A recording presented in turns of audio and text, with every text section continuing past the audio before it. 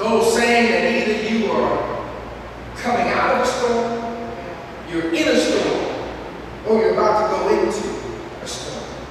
And for me, rather than focusing on the storm, it seems like you have 3 opportunities to rest.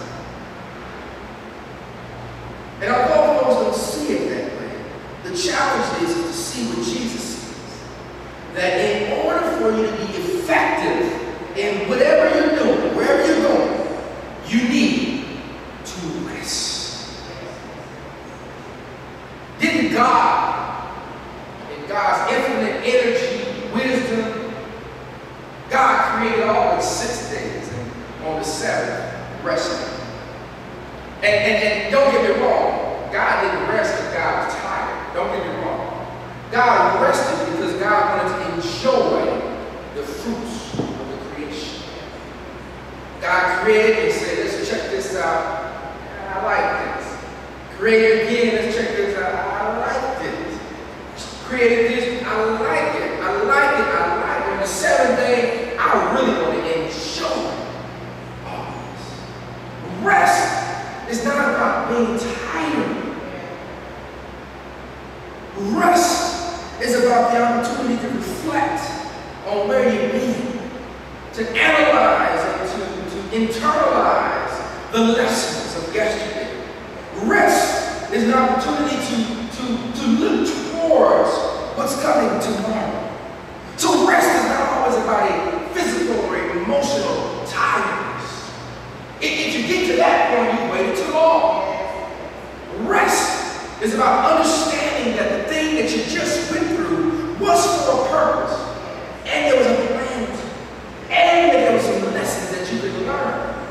Rest is about acknowledging that where you're going should not look like where you've been.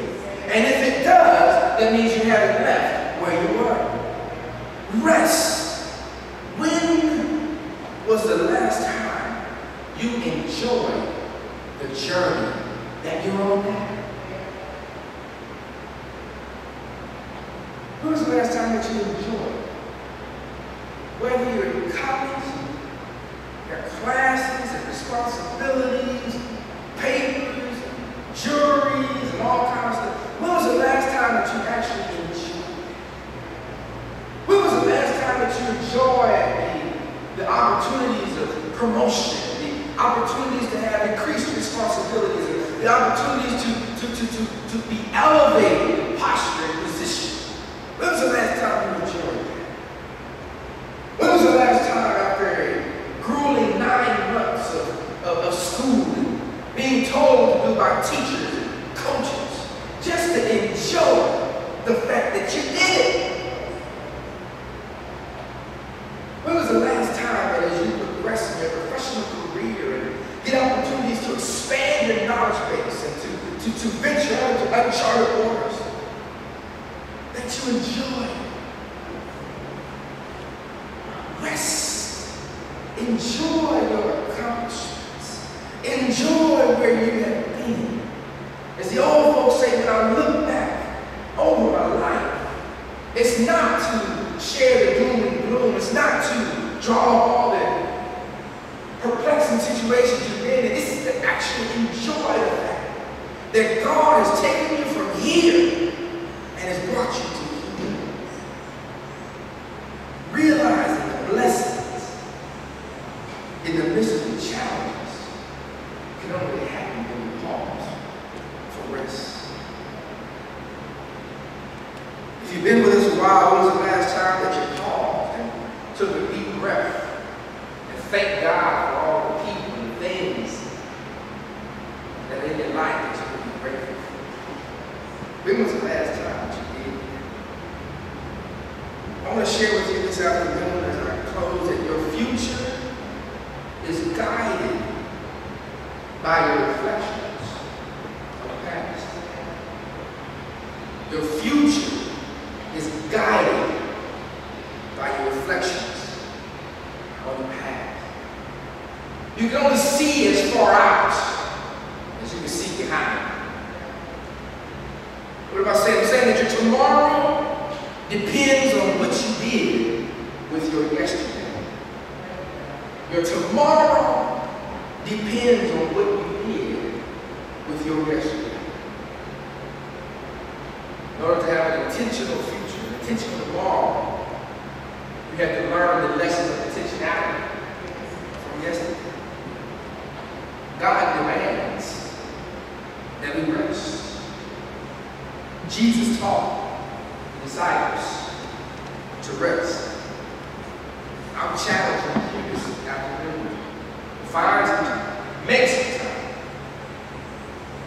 to rest. Because if you don't,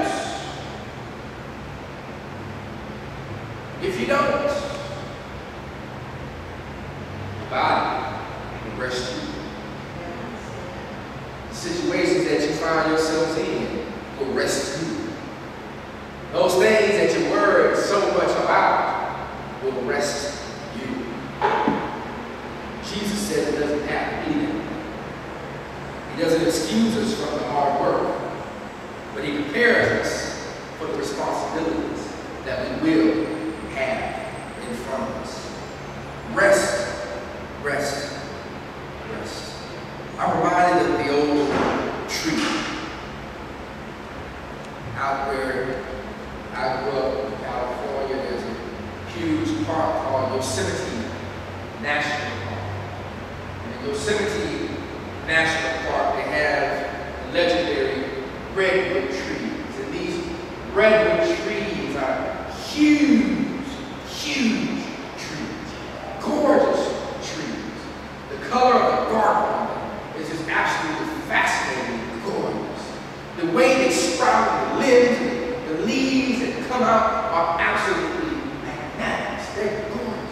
And the trees are so tall that it seems like they pierce the clouds on certain days. And you look up and you can't see the end of the tree. But then, of course, as you look at the tree, you can't put your arms around the tree because the trunks of the trees are so large. And as you go on the tour, Yosemite National Park, the tour guides say this is the younger portion of the park. And my question is, well, how do you know? Well, you know about the tree. What do you mean? Because the trees here are not as fully mature as the trees over here. And so I say, well, how do you know? They say because you can look at the diameter of the trunk, and the diameter of the trunk will reveal the age of the tree. And I said, well, what do you mean by that? And they take you into the little office space. They have a big fiberglass display with a trunk having been sliced and put on the wall. And they say, count the rings inside the trunk. And I said, what do you mean? What are you talking about rings? And they show you every year there's a ring that goes from the nucleus of the tree, the very center, and it goes all the way around. And at one time, that was the exterior of the tree. That was the bark. And every year, the tree expands all the way around. And I said, well, how in the world could that happen? Well, they say because there's much more tree to the naked eye than one can see. I said, what does that mean? They say that as the tree grows down and wide as much as it goes up and spreads.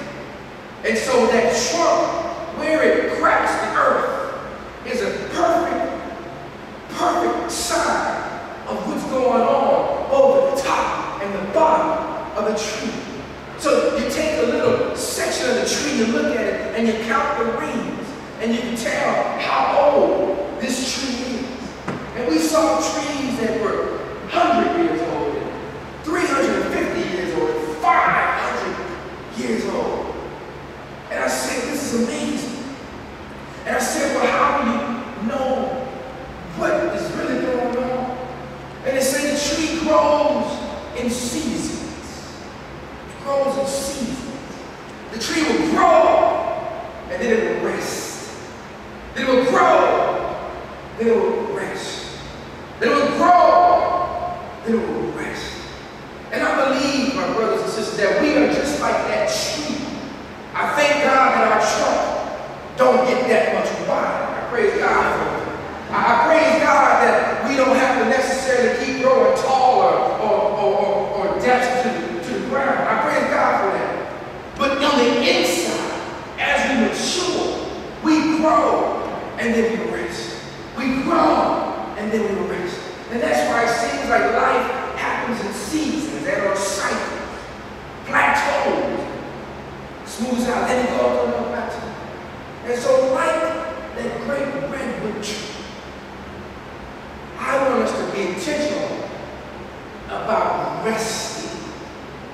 It may be a day.